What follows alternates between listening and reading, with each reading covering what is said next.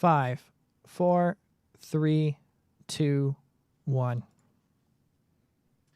All right, ladies and gentlemen, and in-betweeners, on this week's On the Rocks Live from Home edition, we welcome What We Do in Shadows and the magician's Harvey Guillen, here to answer your fan questions along with my guest co-host, AV Club Editor-in-Chief, Patrick Gomez, and me, your favorite host with the sassy most. So raise a glass and let the drinks begin.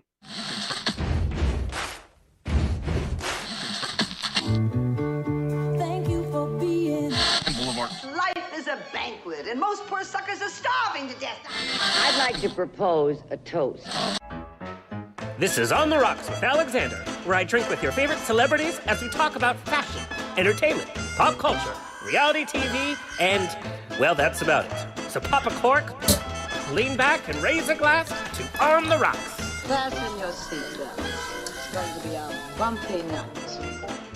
Lord have mercy, buttons and bows and pantyhose. This is On the Rocks podcast, the place where we're too glam to give a damn. Have you heard about the coin shortage?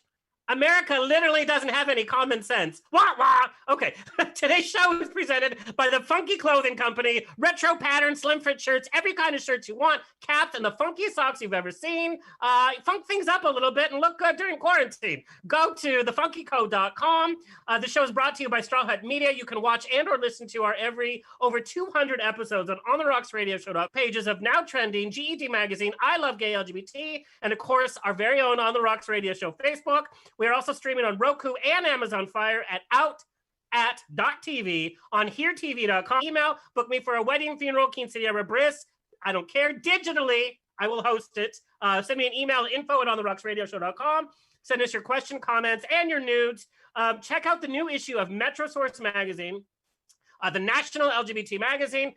This month, my interviews with Michelle Visage, Bob the Drag Queen, and Kaylin Allen from The Ellen Show on newsstands at metrosource.com. Okay, let me welcome my guest co-host here to keep me on track. Before joining AV Club as editor-in-chief, Patrick Gomez served as senior editor at the Entertainment Weekly and senior writer at People Magazine, and is Texas native and University of Southern California graduate, now resides in LA. Thank you, Jesus, and is a member of the Television Critics Association and Critics' Choice Association. He has appeared on Today, Good Morning America, Access Hollywood, Entertainment Tonight, E! News, CNN, HLN, and more. Please welcome Patrick Gomez. Oh my goodness, when you hear that all listed out, I'm sorry we made you say all that. Oh my God, you're so chic. You're just so famous. I don't know about that quarantine haircut though. Like, I just got to be honest with you. I mean, I did do it myself, so I will take all of the credit and all of the blame. I had to go get my driver's license photo today. Surprised everyone was in masks. Everyone, I mean, you had the general DMV, like people upset that they have to wait, but yeah. It was very organized relatively. And once you were inside, there's only like 10 or 15 other people inside. Oh, chic. Okay, I want to talk candidly. You and I are friends. I want to talk about your move. Oh, are we? Are we? It depends. It depends how much we've had to drink. I want to talk candidly about the move from People Magazine to Entertainment Weekly, and now to AV Club. And for those that don't know, AV Club is your source for everything pop culture. But that was a very bold career move to leave this huge. Were you scared?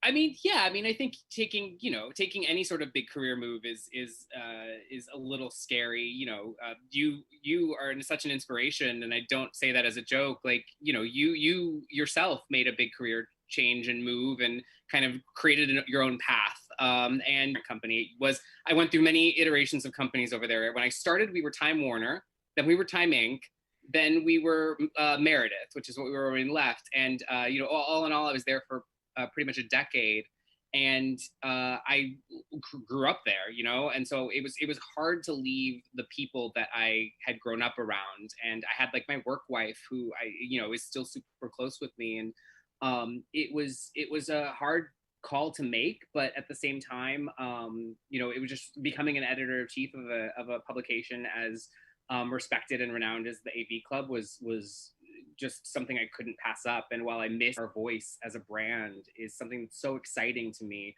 And you mentioned it's for all kinds of pop culture, mainly both at People and Entertainment Weekly. I was mainly talking about TV, which is my true passion. And if I had to choose one form of pop culture, that's what I want. But here I get to deal with film and music and podcasts like this, and books and comics, all of it. And so to be able to just continue to grow and really talk about everything that interests me, not just TV, has been super interesting. That being said, today was a great day for TV. Oh my God. Okay, so let's just dive in. What is happening? What are some of the biggest things in entertainment and pop culture that are happening during COVID? And of course, today, Reese Witherspoon almost jumped out the window today. We had the Emmy nominations. What is going on? Yeah, well, I mean, we'll get to we can talk about the Emmys in just a second, but in terms of quarantine in general, you know, obviously there's not a lot of going on in the film space. But we're lucky, you know, we are gonna reach a point at which TV stops coming out as frequently. But for right now, most of the TV that's coming out right now was planned and filmed and done, you know, well before we all had to like be locked up in our homes. So, you know, we're still getting some great television, and also it's a great time to catch up on stuff. I'm currently watching Succession I hadn't watched it yet, and we've watched like good.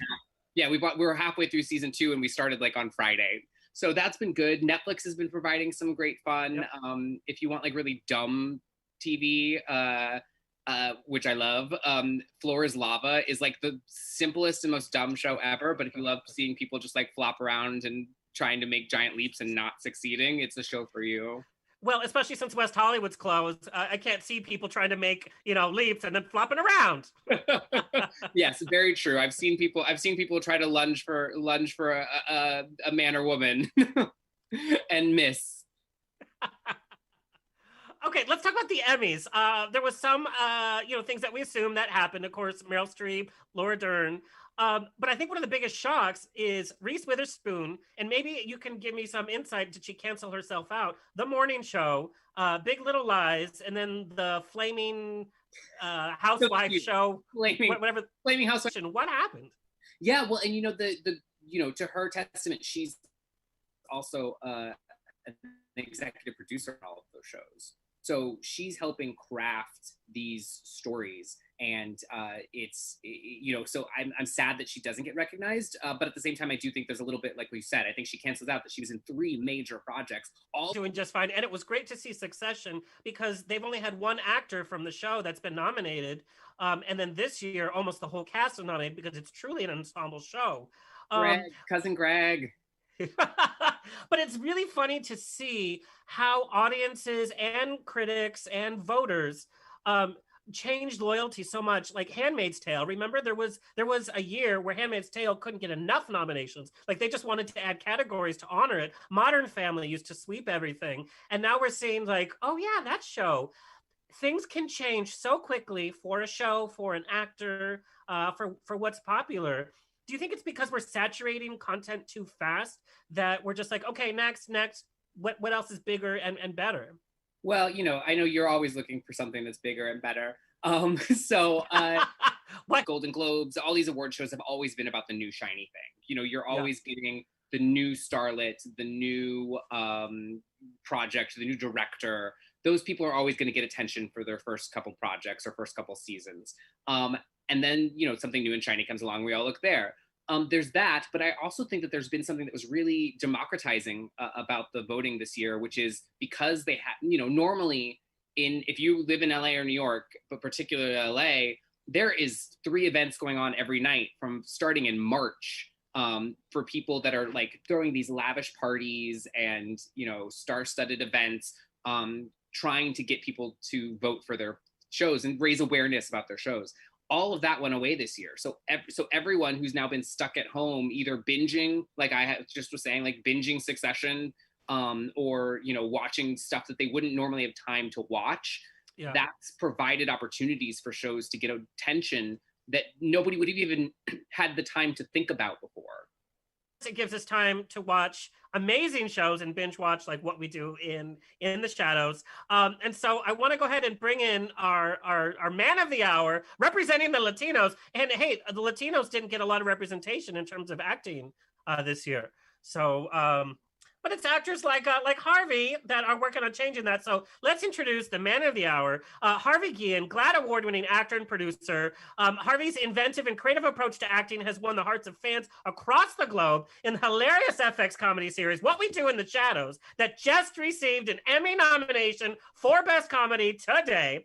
What We Do in the Shadows premiered its second season on FX on April 15th and is being binge watched over and over and has gained a hit following with fans from all different genres.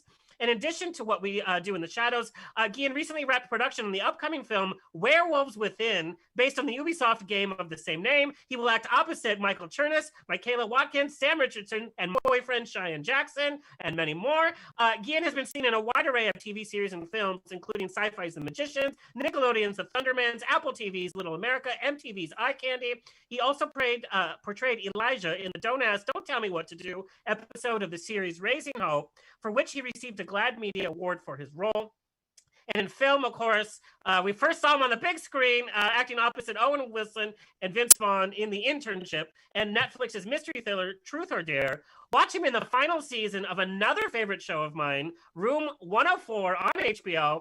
And he's also on Quibi's Don't Look Deeper. Oh, and also don't forget to play the video game Guillermo Stakeout on your phone. It's so fun. Please welcome the man of the hour, Harvey Guillen.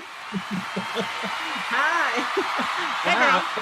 I feel like my new publicist or something, because that was I was like, I did that. I was like, oh shit, right. I was like, that's a good resume you got there then.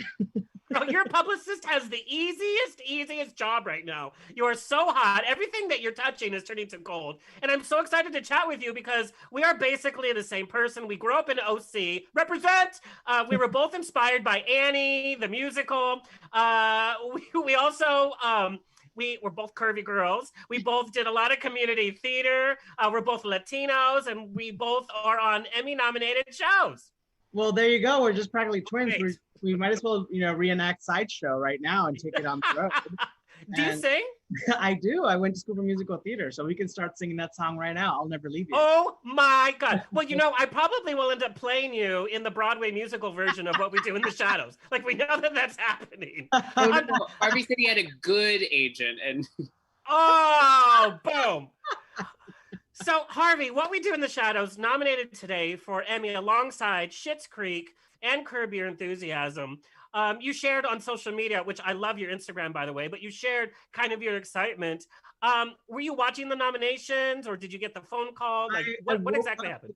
I woke up 10 minutes before the nominations. Just weirdly enough, I wasn't planning on it. I didn't have the alarm or anything, and I went to sleep really late last night. And I was just like, I woke up and it was like, 10 minutes before the nominations. And I was like, what's going on? I was like, why am I up? And I was like, and I just have this urgency to get up. And I remember my really good friend Johnny texted me also at that moment. He was like, I'm rooting for you. And I was just like, what? Oh my God, the nominations. And I was like, I got out of bed and literally got to the computer just in time. I opened it.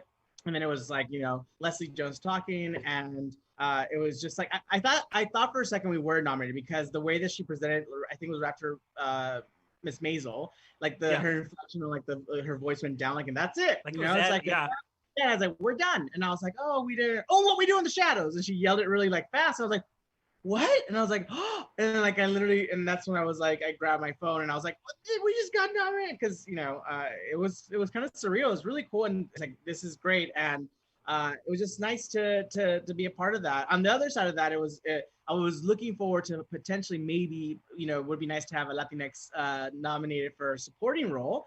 That didn't happen this year. But it didn't happen at all. So I was just like, okay, there needs to be a shift there. I think there's, some movement. I think Gloria Calderon Kellett posted something about, that today as well. And I retweeted and I was like, that doesn't make sense. Like, I'm really shocked to not see it in some of the major categories at all. With such great Latinx, work being done. I was really kind of shocked that it wasn't there. But I think that it's noted and we are making progress and hopefully moving in the right direction. But again, the show got nominated. I couldn't be happier. I'm so thankful. I love working with my cast and just it's writing.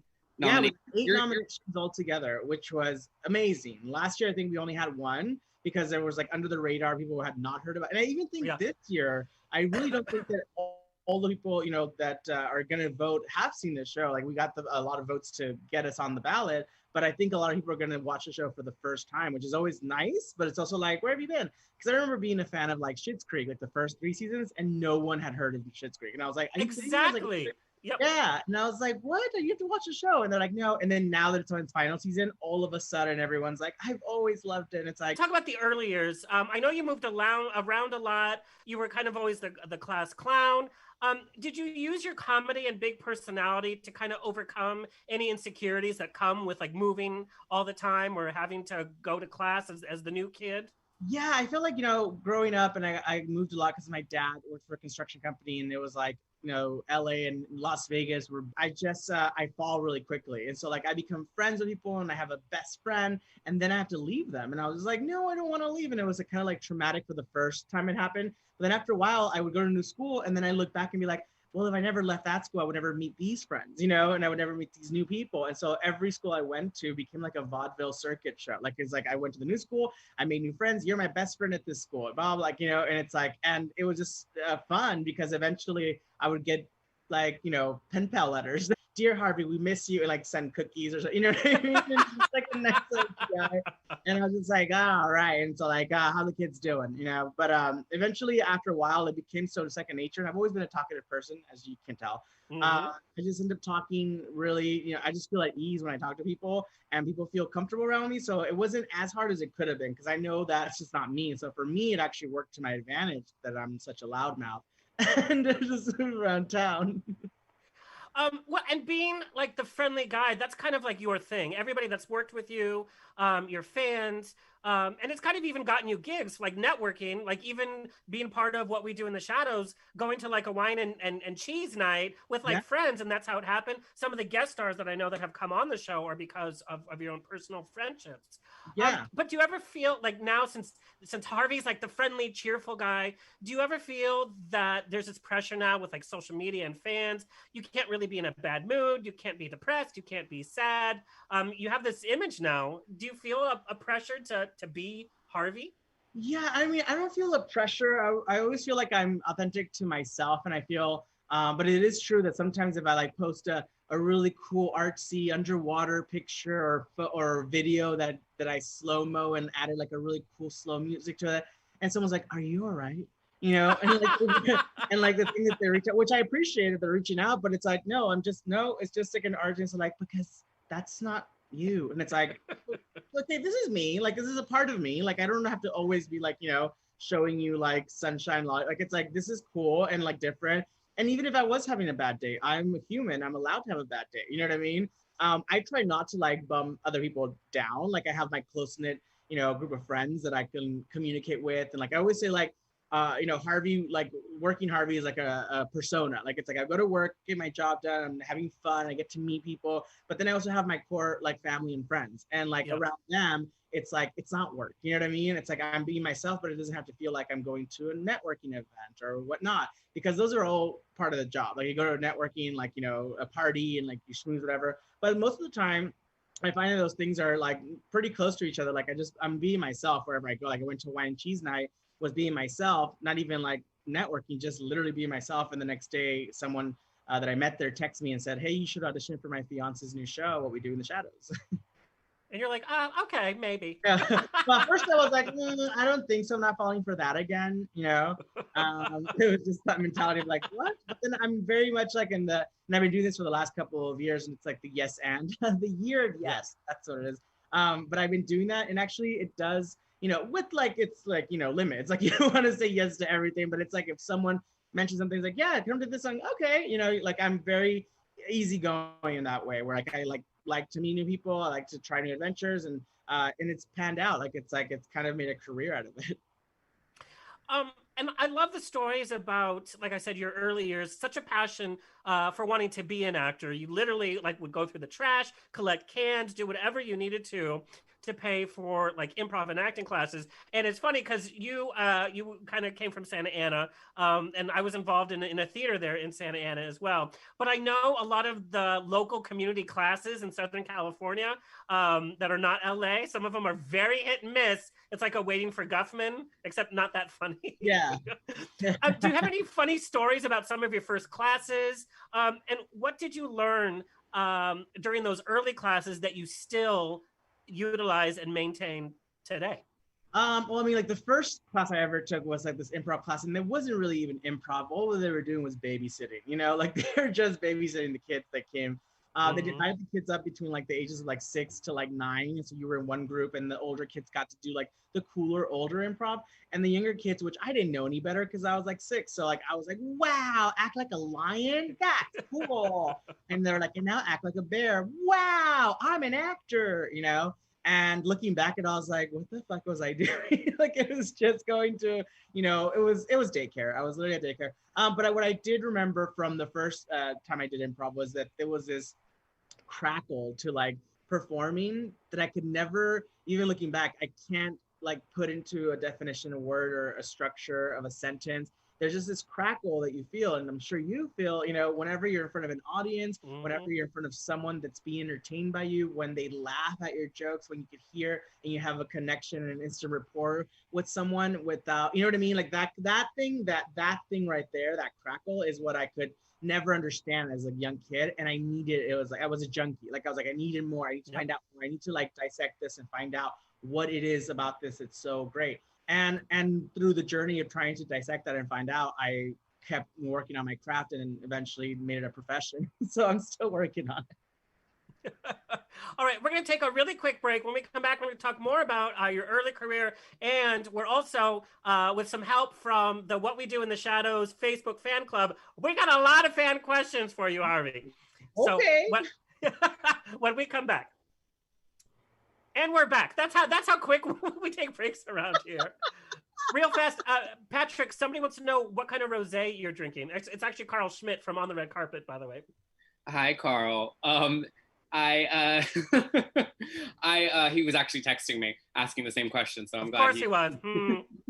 It is a very expensive and special wine to me. It is a Shaw, which actually is like the $1 more expensive version of $2 Chuck. It's the fancy Shaw. Yeah, it's a fancy Shaw, which I've now in quarantine been buying by the now they call it a cask, but it's a box of wine, which is great because it's economical and you have so much wine in the fridge. The bad part is when you are reaching the bottom, you don't realize that until it like all of a sudden it's starts. Too late. Yeah, till it's too late. And I also like have no idea how much I'm drinking now. I used to be able to look at a bottle and be like, oh, I've had half. Let's have the other half. Now I'm like, have I had half or have I had 2 bottles? I don't really know. It's time for a new Capri Sun. So thanks for your question, Carl. Carl. Harvey, let's talk about the internship. That was kind of your first high-profile film, high-profile actors. You got to work your first day on set like. Oh my God. So that's another example of like, you know, going in for an audition that you know that you're not kind of right for. And on paper, this description of this character was definitely not me. I was like the wild card going in, and I was like, you know what, I'm gonna go in and do it my way, and like hopefully they like it. And Sean Levy, the director, who's, you know, directs everything, and is producer for Stranger Things and all that, I just had him laughing on the floor. I remember he was on the floor covering his mouth, laughing so hard, and I was like, I still didn't get this part. I knew in my head, I was like, I still didn't get this with Luis Guzman and Nadine Velasquez. And I was so excited about that project because it was really cool. It never saw the light of day, but it was like one of those things that you just do and you're like, I'm so excited for this project. It didn't. I get a call and they're like, hey, so the director really liked you. He's going to write a short, small part for you in the film. And I was like, oh my God, that'd be great. He's like, yeah, don't get excited. It's like 2 or 3 lines. And I was like, that's okay. I'll just go. Where are they shooting? In LA? And he's like, no, Atlanta. I was like, great. Even wrote you into like the villain team. So you're going to be seen like in every scene. You're going to be seen. And at the end, you get the last laugh and the punch. And I was like, that's great. And I was like, okay. So I had to wrap my film, which they were like, the producers like, you know, why don't you just pass on this? It's like, because we weren't even close to being done and they had extended the days already. And my contract said I was done at a certain time and it was coming up. And they're like, we need to extend because blah, blah. And I was like, we can wrap me up before that. Like, I have only these 2 scenes and yada, yada. And they're like, why don't you say no to that film? Vince Vaughn, Owen Wilson, it's not going to go anywhere. And I was like, okay. And it's like the advice that I could have easily been like, you know, if I was like younger me, I would have been like, I guess you're right. And I won't take it. Yeah. And then looking back, the film that asked me to do that is the film that never came out. And they were like, turn down that film. And so I went to set, knew I was in Atlanta, Georgia. I got to work with Rose Byrne. The first day on set was the hottest day on record that year. Oh my God. For Atlanta, Georgia. And we were shooting the Quidditch scene outside. Yeah. So shorts, that are like, stuck and muggy, and they're just like creeping up my thighs, and we're running on the field, and it's not cute. And like wardrobe has to come over and like untuck you, and you're sweating, and like you have to be dry with blow dryers because she's a big girl. So I was just like, okay, well, this is not fun. Like it's just like the first day, and you're just like getting it's already hot, and you're getting blow dried by like blow dryers, and you're like, this is not. And it was just great, just being there. Like you can just see the caliber of like that was like a $56 million budget film, and like being on this that. Or like I was used to like doing and steak, and you're like, oh wow, it's like I'm used to like the leftover crackers, but, while holding a light and like the boom mic. Yeah, no joke, like literally maybe a month before I started filming that in New Orleans, I was on another project that was super low budget, and like I liked the script because I was like, oh, good work, we can make it work, yada yada. Again, that film never saw the light of day. But on the Crafty, they were so cutting like budget so much that like you went to Crafty table, and on the Crafty table there was 3 items. There was a stick of gum, there was a bag of imitation Cheetos called Hippos, and then a light bulb. So you had your choice. So I took that light bulb because at home I needed a lamp that needed fixing. But literally that was the options at the Crafty table. You had a stick of gum, a bag of Hippos, and a light bulb. That's you go from that to lobster and steak. You're really grateful. As having somebody that has auditioned and stuff, been involved in that, it makes me so anxious when I hear of an actor. What's a sure thing? It makes me so anxious. And then once you had that film come out, everybody saw the internship. So funny. Did you feel again pressure? Like, okay, I have an A-list film. Now I got to do another one. I got to hit, while there was an audition, a request for me to go into audition for another 2 or 3 liner for a new show that was on Nickelodeon, but it hadn't even aired yet. No one knew about it. They didn't even know it was going to be a hit or anything. And my agents, I remember at the time, were like, or my manager at the time was like, oh, it's 2 lines, it's beneath you. And I was like, well, what's the story? What's the character? Oh, well, it's a new show, yada, yada. And this character, they're at a funeral, family heights. And I was like, well, I want to play a superhero. I was like, but it's 2 lines. And I was like, who cares? I was like, I'll play the superhero. And then so they're like, okay, it's up to you, your call. And I went to the audition, I booked it. I went to shoot the little scene that was supposed to be 2 or 3 lines. On the spot, they added like 3 more lines for me because I was just improvising and stuff. 3 weeks later, they, added a whole episode for me because, as part of the family never goes away. And so I made my mentality of like, if I can get I was like, yes, that's something to check off my list. And I recurred on that show for 4 years. Well, it's such a testament, you hear so many people come out of an experience like you when you were moving around like a kid, and it like can really mess them up. But you're like a therapist's worst nightmare because you seem so well adjusted about it. And I think that, your mentality of just like saying yes to every new adventure has led to you to so much great stuff. I think it's a fantastic lesson for everyone. Yeah, I mean, we all have our shit. Like, don't get me wrong. Like, it's like I'll still, go and like talk to therapists. It's like we all have our things to like get off our chest and talk and whatnot. But I made an actual solid goal a long time ago. I should be a statistic. And the idea that a person who looks like me, and who's my size, who's my skin tone, who's my height, like all those things. I had a teacher once tell me, what are you going to do about the weight? And it's like, what do you mean? And it's like, because you could be a leading man if you lose the weight. And I was like, I could be a leading man now. And he's like, I don't think so. And it's not because they're trying to be mean, but because they're a product of old Hollywood and the way that been told that starlets and stars only look a certain way. And I made it, for the first couple of years, though, it did really, fuck with my head because I was just like, oh, I guess you're right. And I was like, you're not selling that. What you're selling is yourself. You're your own product. So I'm not fitting the mold. I'm going to break that mold because I'm already my own mold. So I'm going to go to every audition, present myself as I am, and you either like it or you don't. It's like a cup of tea. Either you're in the mood for tea or you're not. But you know what? Someone else will. So just move that tray over to the next, table. Someone else is going to take a drink. Well, it's such I'm not going to take a drink. I'm going to spill that tea. It's such a testament, though, to how Hollywood is changing, though, because I think that, they're right. Like, they're coming from a mentality of there's only one of every single type of person. Other than that, there was one. There's, like, one, like, Latinx star. There's one man and woman. There's one Black man and woman. There, and we have so far to go, but it certainly is getting to a point now where we're embracing what makes all of us unique and different rather than trying to be like, well, I already checked that box off, so there's no room for anyone else in that box. Yeah, and these stories need to be told. You know, it's like a thing where people are like, "Well, what interesting stories they come up with these days." Like, no, these stories have been around. You just haven't been willing to listen to them. And so the stories that are coming to forward are stories that have been around. You know, stories of our trans brother and sister. You know what I mean? Like stories that have been around. You just never gave them the time of day to listen. And now all of a sudden, we're like, "What interesting stories they're coming up with? Did you see that show?" And it's just like, yes, because we're all living in this planet and we all have a story, but we've been watching the same story over and over. On the Hallmark Channel, we've seen that same Christmas movie over and over. And this year they've announced that they're going to be adding LGBTQ characters. It's like, okay.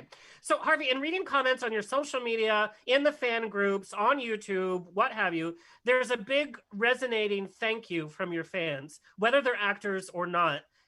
For you doing the hard work and sticking with a difficult career to show the entertainment industry that looking or being a certain way doesn't limit your dreams or your success, to your point, whether it's as your representation.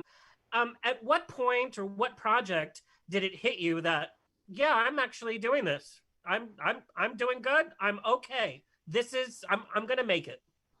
I think that as an actor, I think we're, an audience of 99 people, and you're thinking, oh man, you're thinking of the next gig. And you can never get comfortable with any gig because nothing's forever. But what you can do is a small, black box theater performance or a big multi-million-dollar movie. Because at the end of the day, I don't want to look back and say, oh, production of Charlie Brown in this remote area. It's like, and he was fantastic.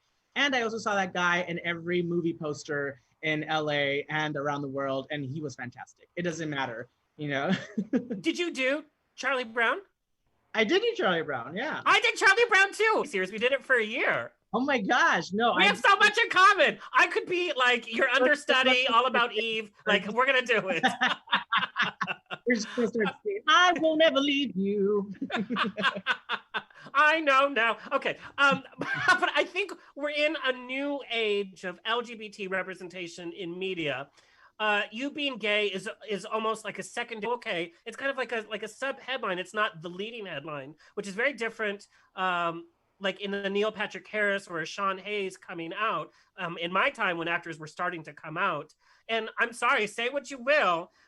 Because of media making such a big deal of like a Neil Patrick Harris or something, whenever I see him play something, I'm like, gay actor, playing straight. And that's just ingrained in my brain. And I think media is responsible for that. And Patrick, maybe you can shed some light. It's not as pigeonholing. I just made that verb as before. I think so. I think you're right. I think that before, I got to think about and when Patrick is doing, or Neil Patrick Harris is doing Doogie Howser, tell of not knowing what that was with Rock Hudson and being infected, and that also went with the taboo world of being part of the LGBT, straight. I was like, yeah, because they can do the role. It's like, what would be great would be to have queer roles played by queer actors for the most part. We don't get to see that a lot. We see wasn't he great playing gay? And it's just who could probably do that job, because it's not the same when you flip it. Sometimes when you have a queer actor going in for a straight role and they're like, oh, we love you, but nah, I don't know, I don't see it. And it's like, that's funny because you saw that straight guy being gay in your vision of the story. But I think it's we're slowly getting to a place I become the character, whether it's, it should be in my limits of I'm not trying to go and play something that's definitely not my racial background. You know what I mean? It stick to those worlds of okay, I know that, I can relate to that, I connect to that. But also when it is, we don't ask straight people to come out to us as straight. And so when we ask a queer actor to be just be honest, just if you're queer, just be, and it's what they do in their bedroom is their business. If their craft speaks for themselves, then hire them. It's kind of changing where before you would say out actor, is part of Emmy nominated series. Now I think their headlines are changing. Am I wrong? Yeah, well, I mean, I think part of it is and thanks to the trailblazers, some of the names you mentioned who made it not a headline anymore. We were speaking about this earlier, just about, shows and talent. You want to honor the fun, new, shiny thing. And, there was a period in time when the shiny new thing was being out and proud as a gay person. And, I think still we're having a moment for the trans community, and those are necessary. Those are necessary first steps for it to be an important thing and for that to be spoken about and really, people doing in-depth interviews about what it's like to be a member of whatever community, whatever minority community you're talking about. And then we're able to move past it because that's an old story now. Like, you know, for if I was going to interview Harvey, you know, and actually Harvey, we haven't gotten a chance to talk about this, but you were a big part of the AV Club's Why We Love series, discussing your love of Annie, which Alexander brought up a little bit ago. For those of you listening that have no idea what I'm talking about, it was a 4-part series that discussed why members of the LGBTQ community love different things that are stereotypically things that we love. So why do LGBTQ people love musicals?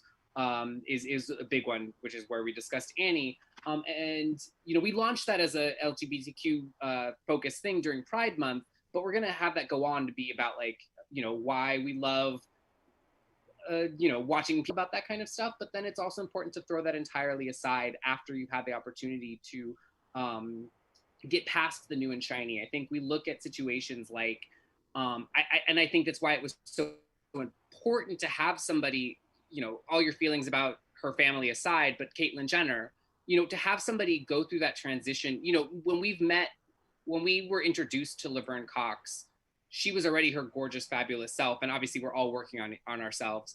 But, you know, I think that was like a level of acceptance of the trans community for people that, you know, actors and actresses that are trans, like Laverne, coming into your life. That was a first introduction. And then the next step was to see someone actually transition, because I think it's been a lot harder for people to not call Caitlyn because they knew Caitlyn as a different name before. Right. And, you know, I think it's a little similar when you're looking at actors that we know are queer or know are you know, an other in some sort of way. And it's hard for Hollywood to switch their brain off and be like, but I know you're that. And you see this even with straight cisgender white actors. You know, a lot of like the actors that came up and became really big in the 90s intentionally didn't do a lot of interviews because they even thought just knowing that I have kids or not is going to make you look and think I'm different. Or even in a relationship, being in a relationship doesn't make you desirable. It's like no longer the love interest, because it's like, well, we know you have a wife and 2 kids, so nobody wants to go home with that. And it's like, you don't know that. Yeah, well, yeah, exactly, especially in Hollywood. But yeah, so I think, you know, there's 2 sides of it. And Alexander, this unfortunately is not the first time we've talked about representation like this when I've been on your show.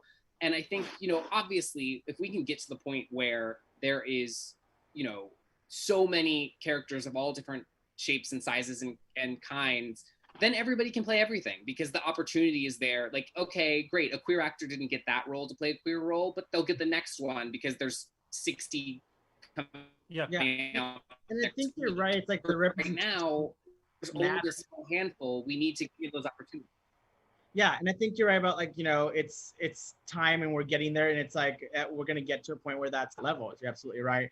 I do like what we do in our show is that, you know, every character in our show is queer, and we don't make it a topic, like you said, you know. I love that.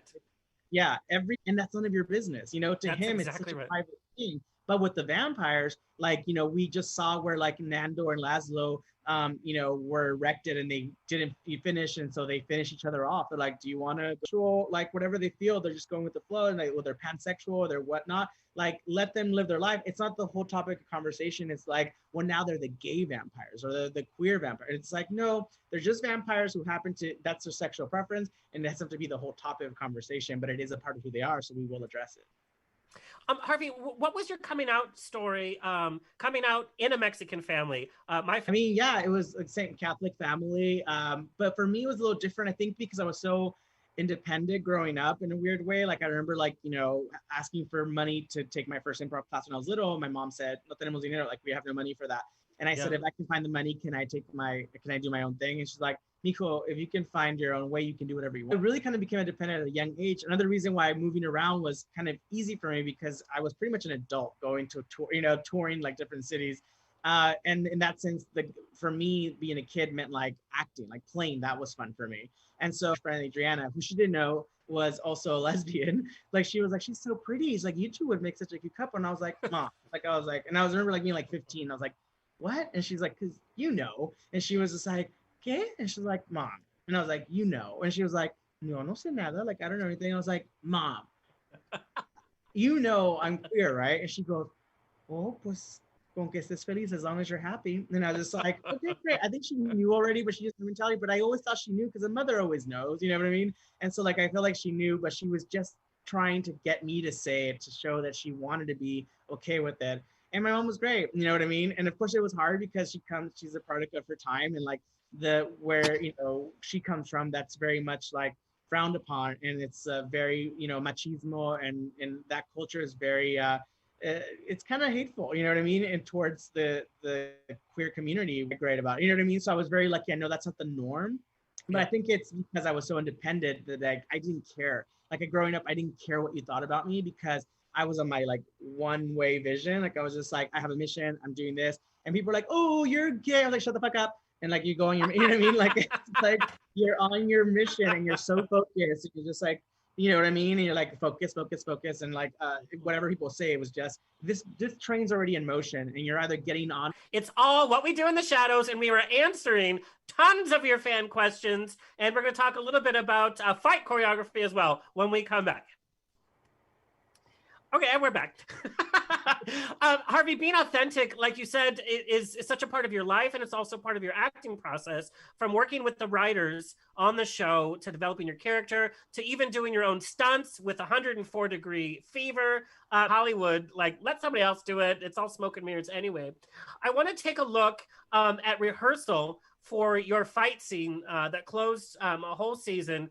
This is some of the rehearsal. Kurt, can you play the footage? This is Thing in action.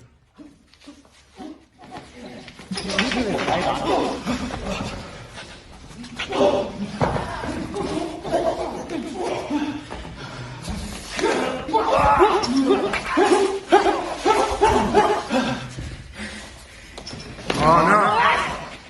And up.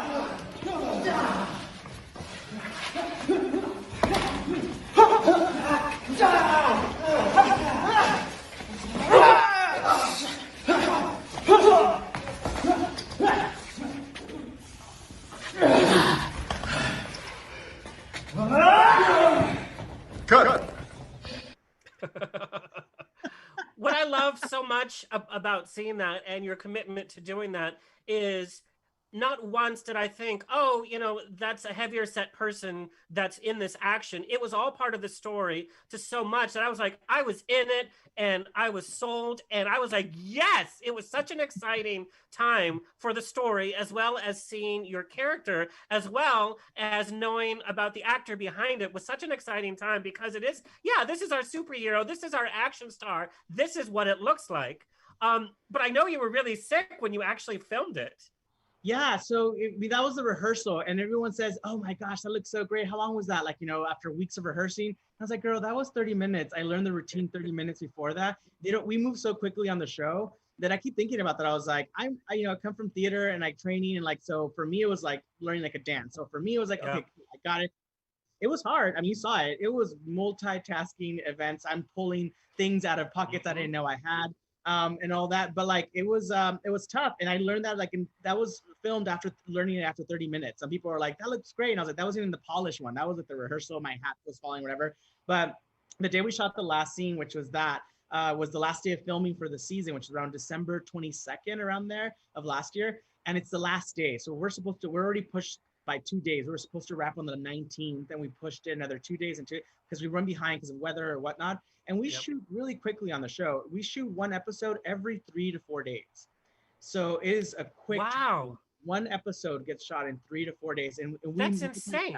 So we cross shoot the episodes, which means in 1 week, you might shoot episode 201 and then 203 on Tuesday and then 206 on Wednesday, and then go back to 201 on Thursday. So you go back and forth on episodes because, you know, we're just big movie. Location, and you're going like, you know, the only person who has really an arc for the season where it has to connect the dots is Guillermo, because he's the only human like emotionally go through like the roller coaster, like slowly going through this climax. So for me, it was like going back to like 1, going back to 6. We killed this vampire. Now we know, and they're also really secretive about the story. So they, one episode they brought up a car, and I was like, where the fuck did he get a car? And he's like, oh, in the episode before this, oh, we can't talk about it. And I was like, I'm the one. What? You can't tell me what happened to my character. They're under such secret like clause that like the costume designers, the makeup people, they can't tell us. The actors, they can't tell us what's happening because they like to keep that mystery, because that's what the movie was shot. The movie was, there was no script for there was a scene, you got to get to the kitchen and that's it. And that's all you get. And you have to improvise the stuff. So you are telling a story, but they won't give you much. So you kept on your toes. But anyways, going back to that scene, I shot the scene. I was so sick. I remember Kayvon walked by me and I wasn't talking to anyone. I was just looking at the floor, and he's all, oh man, I feel you, man. He's like, you're going to do it. You're going to kill it. And he was like pepping me because I was literally like about to fall over. I had no energy, 104 fever, the sickest I've ever been in my life. And I realized, at that point, if I saw production check, who's awesome, he directed Workaholics and created Workaholics with his buddies. He was like, hey man, he's like, you good? He's like, you think you can do it? And I was like, can we do it like in like 1 or 2 takes? And he's like, I seen you. You could do it, bro. I seen you. And you're like on a medical show, like ER or Grey's Anatomy, and you're in one of like the surgical scenes, and there's so much happening. All it takes is one little thing to mess up, and it's like, oh crap. And the lingo. Yes. Okay, Harvey. There's a really active Facebook fan group page for What We Do in the Shadows. And they have sent me so many questions. So I picked out a few intense, just like my fellow Trekkie family. They know every fact, every line, every movement from every episode. And what I love about this fan page is they share stories, memes, fan art. It's very supportive. But so I've always asked myself that question. I've given myself my own backstory, which could be wrong, so I could give you what I gave myself as a backstory. Yeah. I think it was that Guillermo wasn't really happy in high school. We do have clips of him like talking about being kind of a loner, not having a lot of friends. I think it was made fun of a lot just because he didn't fit in, and he longed for those things, and he longed because society told him that he wasn't those things. And so I feel for me, he looked out to see where he could find a key to this door, and that key was Nandor. And so when he gets that promise, I think he met him right out of high school. He was working at Panera Bread. For some reason, he met him, like he must have been closing that night and was in the back alley, and Nandor was probably going to suck his neck off. And then he's like, you're a vampire. He's like, yes. And he's like, in my head, I made up this scenario, by the way. This is not what the writers wrote. And then he just said, I want to be a vampire too. And I think Nandor really kind of took to Guillermo and saw how pathetic he was in his face. And he was like, oh, okay. And he just took him under his wing. And then it was supposed to be like a trial 1 week thing. And then it became like this like lifetime of a decade. I love to call it Panera Bread. Yes. Like, give it its full, appropriate, proper name. It's funny. Story I've given myself. I'm for sure thinking the writers have their own vision that they're going to say and stuff, but that's what I've given myself so far. And it fits. When we're giving you the writing Emmy award. Yeah. Okay. Nikki wants to know, what other aspirations do you have besides acting? Do you want to get involved in directing, writing? Yeah, so I do want to do a little bit of everything. I've recently just started producing stuff with my writing partner, Janie Holt, who's amazing. Shout out to Janie. And she and I have been working on projects together. We just recently produced, and she directed a web series called The Filth, and it's amazing. And you can stream that online. And to produce something is a full-time job. So I got to do that last summer, and it was kind of putting on a different hat. You have to make sure people are on time, locations are locked in. It's a lot. So when I go to set as an actor and like people are like, oh, it's really hard. It's like, it is hard. Everyone's doing a job, but most of the time actors get to set, they put on their makeup and they have to wait or something. And people are like, oh, we're just waiting. It's like, you don't know what's going on. Like they probably like have some kind of drama happening on set that they lost the location. The car won't start. One of the makeup people, can't find the blood. I don't know. You know what I mean? Like you just don't know. And as a producer, you know what's going on with everything because it comes down to you if that succeeds or not. So I've been doing more of that, producing, writing more. So yeah, I like to do that, and I'm looking forward to doing more of it. It's funny that you mentioned producing, how that can be so different. You mentioned craft services. I got the chance to produce and direct a series that was online, years ago at this point, when I was a little baby. But I got put in.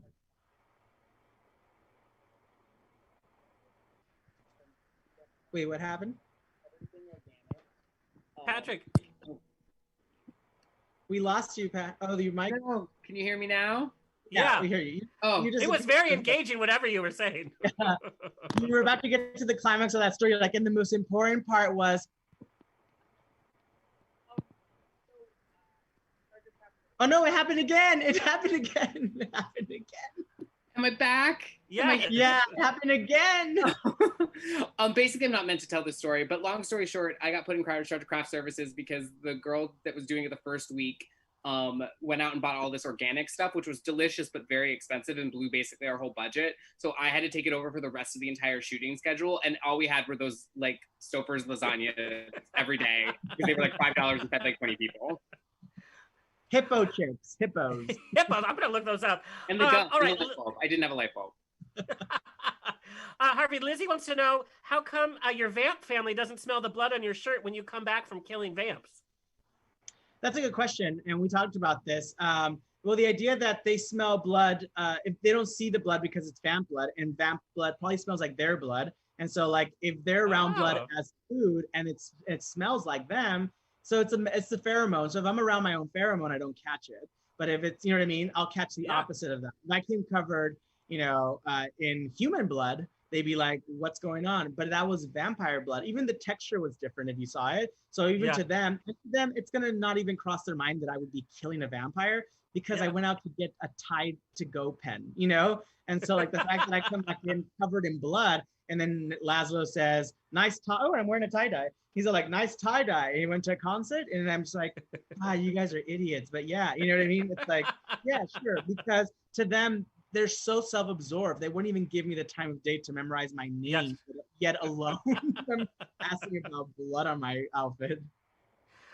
Rachel wants to know, who else would you want to see as a guest star? We know you've had amazing guests: Doug Jones, Haley Joel Osment, Mark Hamill, Rachel Evan Wood, Tilda Swinton, and the list goes on and on.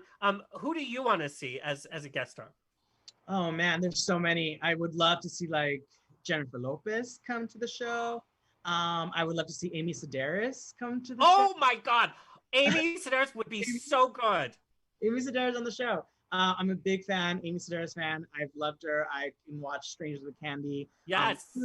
I just would love for her to come and play with us. Antonio Banderas would obviously be a great choice. What if he was Armand? That would be insane. My mind would explode.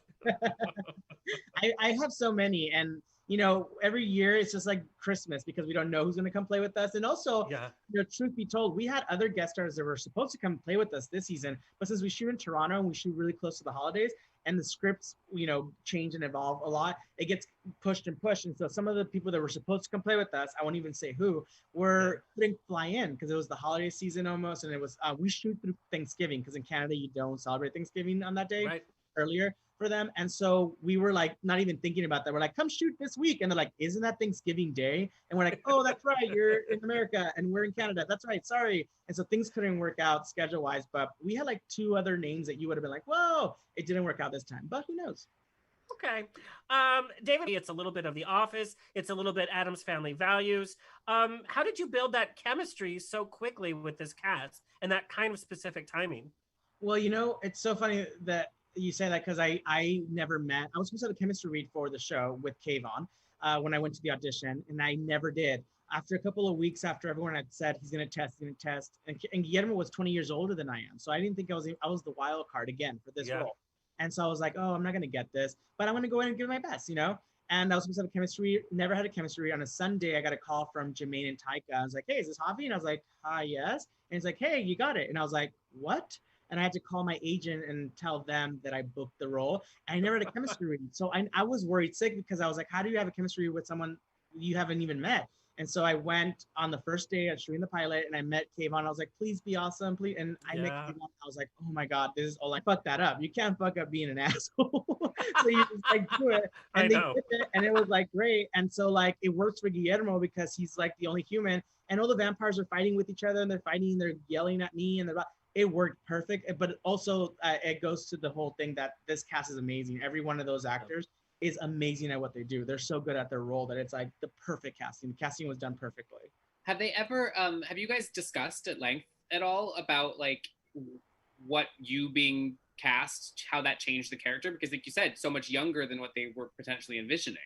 Yeah, so they've asked Paul and Jermaine this, and Paul said that they had an idea of what they wanted, and so did Jermaine, like what they wanted for the character, but that they weren't like solid on like what exactly is it. And to credit to what they said was that when I came along, they were like, oh, he gets it. So like the idea that like they weren't sure what exactly he was going to end up being, but when I came to the audition, dressed the way I did, I parted my hair the way that Guillermo wears it now is the way I did it for my audition. I parted my hair, I popped out these glasses, these Harry Potter glasses I had. I didn't have stubble. This is like weeks and weeks of not shaving, but I didn't have stubble, and I looked even younger than the character was supposed to be. So I was like, this isn't good. So I went into my makeup room and like got a little sponge and put some eyeliner on it and just did scruff. Oh, funny. Yeah, and I made myself look, and that I think that audition tape is floating somewhere, but like I made myself look older, and then they were like, yeah. And so in makeup and hair, Jermaine was asked, or Tekka was asked, how do you want Guillermo's hair to look? And he goes, Javi, what'd you get for the audition? It's like, oh, I did that parting thing, and I'm like, yep, that.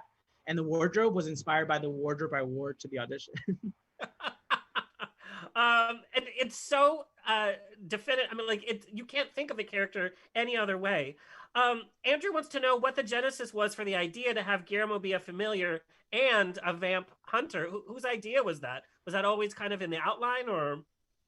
No, it was news to me because I remember reading the last script for last season 1, and it was just there. It was just like, wait, what? We're doing DNA testing, and it says and I was like, oh, that's interesting. Oh, I get it. It's going to cause like turmoil in the household. And I didn't know that we were going to go full blown Van Helsing on season 2, which was great. And I loved it. Yeah. But I think they had an idea, but they didn't, they don't tell the actors anything. Even when I came up with Guillermo's last name, because in the first couple episodes and the interviews that we do, confessionals, when we go, they show our name in the bottom, and they're like, we were doing improv and someone said, state your name. And I was like, hi, I'm Guillermo. And I didn't have a last name. And I was like, what's my last name? And it was like episode 2. And I went to Jermaine. I was like, can I give him a last name? He's like, oh, well, all right. What were you thinking? And I was like, how about De La Cruz? And he goes like, that's good. And it's so perfect, by the way. Like, yeah, it's so perfect. He didn't tell me, though. He didn't tell me why it was perfect, but he already knew why it was perfect. And then it led to the finale. And then I was like, oh, and I chose, what if I didn't choose De La Cruz? What if I chose like Sanchez, or something like it's like, what if I didn't choose De La Cruz? De La Cruz is so perfect. And that just another testament of like, it was kismet. This is all, the universe works in mysterious ways. You have some really good luck, Harvey. Like, I just have to say, like, I just want you to come on audition with me because like, it's working for you. Amanda wants to know what vampire power you would want in real life.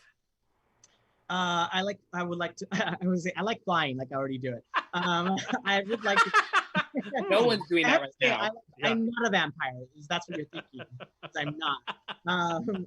I would love to fly. I always get excited when we do the harness stuff. When we get so fun. Everyone else hates it. Everyone hates it. It's not comfortable because it's all like, and your junk is yeah, and you're like in there. But I like it when you're actually doing something fun. But Matt Berry is afraid of heights, and everyone else like hates it. We always do him right after lunch too. So poor Kayvon, like he's a big tall guy. Yeah. And he like literally has lunch. And like, oh man, that was good. And I was like, you forgot we have harness after lunch. Fuck. And he gets to get the harness, and he gets squished like a sausage when you're in the air. Everything just gets like he just kills everything. Catherine wants to know, who was your favorite character besides Guillermo on the show? My favorite character besides Guillermo. I have to say I really love working off Nandor. Like Nandor has such great like lines, like this fucking guy. Yeah, so good. But all the characters have their one-liners that I really enjoy. I love Colin Robinson, but to an extent, just because it's fun to watch. But then I was like, I can't watch this. It's like you can watch. Like, I know people like him. Yeah, we all know. Colin Robinson. Do. So for me, it's like I love Mark's approach to that. And then sometimes I can't tell if Mark's fucking with me because when he talks, his voice is pretty similar to Colin Robinson. And so when he's talking to me, I can't tell if he's like trying to purposely bore me, or he's doing a bit, or if he's just being Mark. I want to give a special shout out to Natasha and Julie, who co-run the What We Do in the Shadows fan group on Facebook. I suggest you join it. It's a lot of fun stuff every day. Now, you also host Before the Shadows, which is a talk show with the actors. Being a host is a totally different format. And you're a character, but now you're also Mr. Host. How has that experience been for you? I mean, it's a job. It's a hard job. So my hats off to you because it is a hard job. It is not an easy job to do. And I did it out of kind of necessity because we were in quarantine and the fans wanted to see more BTS of the show. And so it started off as a one-time thing. And I did the episode of the first one on my Instagram before the shadows.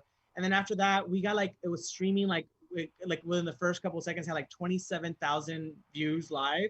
And it was just like, people was like, where are these people coming from? And it's like, they were all like watching whatever we were posting. And I was like, oh man. And then the next week someone said, oh, okay, we'll see you next week. And I was like, I didn't plan on next week. I was like and the responsibility of that. But then I was like, what else am I fucking doing? You know, I'm home, like might as well like be productive. So like clips that we have to pull out, which we work with an amazing team out of Brooklyn that like we paired off with. Like it was just an amazing thing to do, but it was a full-time job. Like we had like Wednesday meetings, like who we got on the show this week? Oh, we got Jermaine, but he's on the time zone with New Zealand. And we got you know, we have Kayvon in London, but he's like so many hours ahead or whatever. So getting everything yourself can take a toll, but I loved it. But you can watch all the episodes on beforetheshadows.com. Every single one of the episodes is up on the website, and you can watch everything, all really cool stuff from like you know, makeup, hair, like all the stuff that we show like behind the scenes when we're in the makeup chair and all that stuff, and talking to the costume designers, the writers, the producers, stuff you'll never know unless you watch it. So I highly recommend it.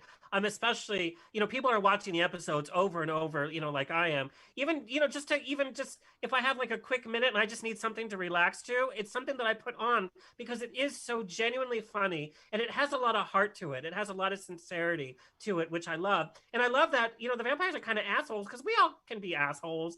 And I just love it's like, yeah, this is who we are.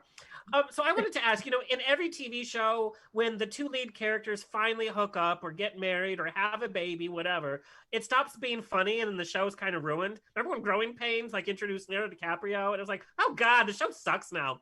Are you afraid to actually have Guillermo be a vampire? Do you think that would change the whole dynamic? I don't know. I feel like for some reason in my head, I thought that he would be close to that dream after season one, but that was not realistic. I mean, where do we go from there? But also throwing this wrench in the things of, you know, the scheme of things, it's like, it's great to know that he's a Van Helsing and that he longs to be something that is not in his blood and nature naturally, but also who knows, he could be both, you know? I think it's definitely put us at a crossroads that leads to, you know, more seasons of, but I don't think it would be bad if he became a vampire eventually, because would it have a twist to it? Because is his blood, you know, somehow different because he is a Van Helsing and becomes a vampire? Does that is still in him and it's a part of him? So does that make him like a blade? You know? Oh God. Well, and you know, maybe we should keep it for like the big screen, what we do in the shadows, right? Although I think it would be fun in a different way. I think that'd be hilarious. We introduced the mosquito hunters of the tri-state area, which are amazing, like Craig Robinson, and you know, so we have that team now that can come visit again, and they're still a team. So it's like, and how do we keep them at bay because they don't know about my roommates, and that's still a secret that hasn't been, you know, addressed. And how to keep everyone safe because this team is really nice to Guillermo, and they encourage him. They say he's cool, words that he's not used to listening to because he has Stockholm syndrome and he's been living with vampires that, you know, break him down every day and call him worthless. And now he's found people who actually like him. So this is going to be a nice conflict for season 3. And it could go for a while because technically there could be an alliance. There could be something bigger than us. You know, maybe there's something bigger. Remember, there's still werewolves out there. There's witches. There's vampires. There's, you know, zombies. Warlocks. There's zombies. There's so much happening that eventually, you know, a volcano might erupt. I briefly want to talk about Room 104. Like I said, it is one of my favorite shows on HBO. And for viewers and listeners that don't know, it's a very simple concept. It's one hotel room without a set decade. Every episode, it could be horror, it could be musical, it could be dramatic. You never know what the episode is really going to be. And it's all takes place in one hotel room. As an actor, what's it like working? I mean, it's the same confined set. That's got to be a little daunting. It's like you don't have any like big props, big set pieces to rely on. It was kind of cool to go visit. Well, first, Natalie Morales directed my episode, and she's the one who asked for me to audition for the role because she thought it'd be perfect. And again, this role is totally different. It takes place in the 90s. This is like an emo, like skater dude, and like, it's like all these different characters that I get to play that I love when people see me as different things, you know. And Natalie had seen the show and was a fan within the shadows. And this character has nothing to do with Guillermo, nothing like him at all, which is really nice. And he's kind of a badass and in his own sense. So is Guillermo, but like our episode premieres the first week of September, which is not that long. How do you think about it? It's like a month away. Wow, September's like a month away. It just hit me. But yeah, it's a good episode. This is the last season, and the Duplass brothers have done an amazing job with, like, you know, I'm such a fan of that show. Every episode is its own like masterpiece, and to be there was kind of cool. Is like being like in an exhibit because you see it many times, and so you're walking around like, oh, the window, and it's like, oh my, and then when you open the door, they always do like a thing at the door, and you can see the numbers. So being there was kind of like, you know, giddy because, but actually it's so smart because it's a production that takes place in one room. You're so used to going to sets where like, oh, that's the bedroom, that's the front yard out in the same lot, you know, in the Sony lot. And then in this production, it's literally just a room, and they have the rest of this empty lot soundstage that's just like empty because you have like, wow, you have so much space because you don't need to shoot anything else. Everything's, and so production must be really well, you know, managed because it's just one room. But I'm sad to see it go, but it's going out with a bang, and I'm glad to be a part of it. And it's gonna be great. It's gonna be a great episode. Ours is a foam party that takes place in the foam party. Yep. And I love it. And, you know, my biggest takeaway from being able to spend time with you is do not limit yourself, because you have definitely proven, even on paper, if it doesn't look right or it doesn't, you know, who knows, just go for it. And our ideas of what something looks like is just totally different. Totally. And I'm a big believer of, like, you know, non-actor hears in a lifetime.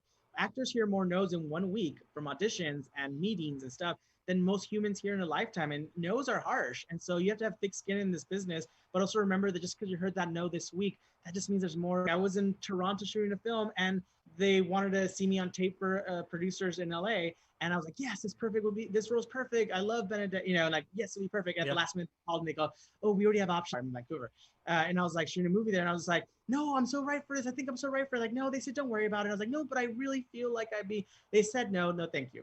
And I was like, I have a casting office in Vancouver. And he's like, oh yeah, they do. And he's like, well, then can I go to the casting office in Vancouver? Casting director who already passed on me. And then they were like, yeah, we'll see him. We're always looking for new talent. And, you know, we don't see a lot of American actors go through our office because they're in Canada. Yeah. And so I went, I did it. And I love that, because you know how the game works, and you played it, and you took a chance. Always took a chance. All right, we're gonna finish up. We're gonna play a little rapid fire. Male or female, doesn't matter. Oh, male, gender bender. Okay, Naja, that'd be fun. Yes. What extravagant thing have you bought with your vacations? Like nice vacations, just because I didn't get to do those when I was younger. So I take my family on vacations because travel is the only thing you can buy that makes you richer. Yep. Oh, when you look back, you're like, oh my God, I can't believe I said that. Oh, wow. I'm sure there's tons, and I'm sure that I look back, but I didn't think they were dumb at the moment. Or I think maybe Miley Cyrus right now, and it was like her in the USA or something. Like, it was like, and I look back at that, I'm like, whoa, you hate that. I think I was just saying because I had just heard it on the radio on the way to the carpet event, and I was like, you know, living in the USA by Miley Cyrus. Oh, wow. Oh, this is a good one. Jeez. I mean, are we talking like classics? Like, oh, I would love just like, a past movie. Another gender bender actors, and I do like a split, like a Parent Why Trap, not? Haley Mills kind of style. Yes. Like, or, you know, go back and play the Parent Trap with the boy and like split the Haley Mills character in the same person. It's me. That'd be another one. Okay. I actually love that idea. What celebrity would you want to share your quarantine bed with? What celebrity? I mean, like, you know, when I was watching the thing on Netflix and Zac Efron was in Iceland, God. It looks so cold, and he has a beard now. So I was like, oh my God, he looks like he needs a hug. So I would probably be like, oh my God, you look cold, you know. So that's probably okay. I've done 5 interviews this week, and every person has said Zac Efron from Netflix. Yes, because now he's like a zaddy now. Woohoo! People don't like it. I don't like this new beard. I was like, okay, bye. I'm a fan of showman Zac Efron, not Baywatch, not High School Musical, but like showman Zac Efron is perfect. You want him to perform before he goes into bed. Yes. What is a role that you auditioned for that you didn't get that still haunts you today, that you still think about? A role that I auditioned for that I didn't get. Well, the role that I wanted to get, that I thought was the right role for me, and it didn't pan out.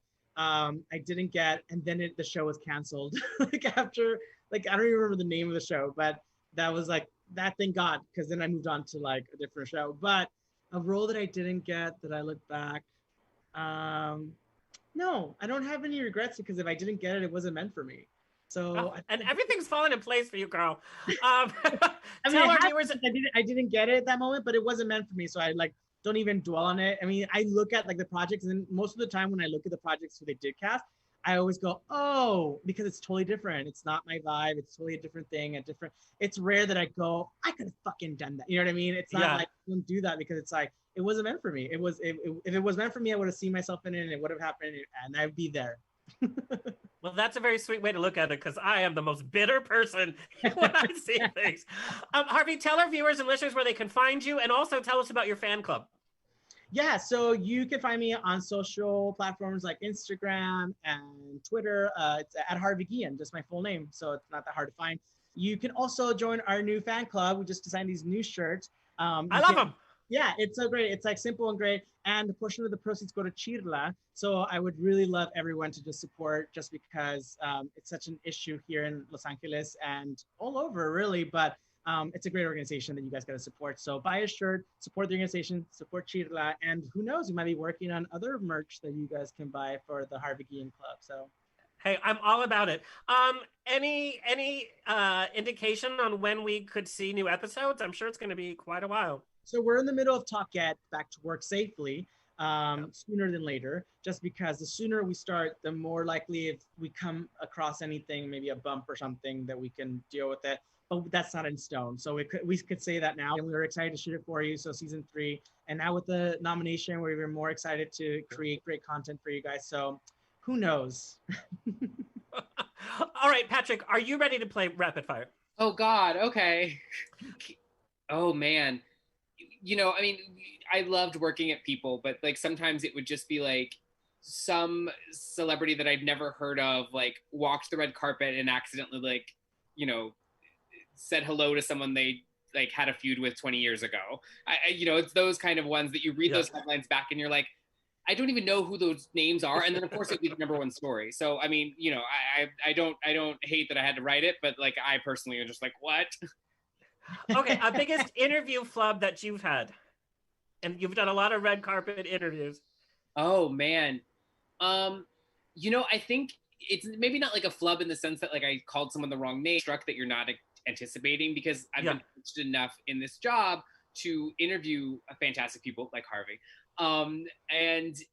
but you're normally like prepared for it, and it's always the situations where like someone arrives on the red carpet and you're like, I was not expecting this. And I did it one time, and we knew Will Smith was coming, but he wasn't like supposed to come until later. And then all of a sudden they were like, oh, and he's right here. And like live on camera, you see my face just being like, thinking it's going to be this other actor coming up. And then all of a sudden I turn and it's Will. And I'm just like, Oh God, that would be dangerous because you know me, I'm so politically incorrect, like whatever. I'd be like, girl, what was that talk about? What's going kind of already brought it up, but floor is lava, man. Yeah. I love me some people like just like attempting to fall. That it's been all shows like that. And Holy Moly on ABC, which is basically like Wipeout. Oh, the golf thing? Yeah. Wipeout meets golf and like Succession. I'm watching that. Yes. Okay, you have to, who are you casting in a movie? Meryl Streep, Jessica Lange, or Ellen Burstyn? Oh. You know, I have to do it because I didn't give her enough credit back in, like I used to not give her enough credit. So I like knowing someone. And so I was just always like, it's always Meryl Streep. Like Meryl Streep is always just being Meryl Streep. But it was because I got to know her in like the late 90s, early 2000s, and she kind of was doing all the same kind of character. And so I have to give it to her because I totally underestimated her, only having seen a handful of her projects when I was younger. So and then she did Into the Woods. Anyway, Patrick, tell people where they can find you and follow you. Sure. AV Club, please come to us for. I saw that happen at People, and I love People, and it's not a diss on them, but they went from having critics of every single like major genre of entertainment when I started to only having really one critic that talks about everything now, and we have been a home for critics, and so if you're looking for a critical voice, we love everything, so none of it is coming from a place of hate or like, you know, we try to like emphasize what we love, and then you can find me across the board on social at Patrick Gomez LA, as in Los Angeles, so I can never move. All right, gentlemen, this has been so fun. I couldn't think of like a sexier group of Latinx boys, to spend the evening with. I should say thank you so much for the support. You guys are amazing. I'm always blown away of how much you guys love the show in detail, and Comic-Cons like last year. We weren't able to do it in person this year, but we gave you guys a virtual one. It was so fun. And if you don't, keep your mouth shut. I love it so much. Well, that's all, folks. It's been a grab bag of fun. Of course, it is every weekend on The Rocks. Give us a like, a subscribe, a share, send nudes, head to others. I'm obsessed. We also have Orlando Soria from HGTV's Build Me Up Home Improvement Show. And hopefully we'll be back in the studio soon. Stay healthy, stay tipsy, and stay sexy. This has been another episode of On the Rocks. Tweet me and slide into my DMs on Twitter and Instagram at On the Rocks On Air. Find everything On the Rocks for free at On the Rocks Radio. And we're done. Thank you so much, Harvey. I literally, I could hang out with you and talk with you for hours and hours and hours. I get the exit. I love that. Sounds like a Kander and Ebbs, Chicago or something.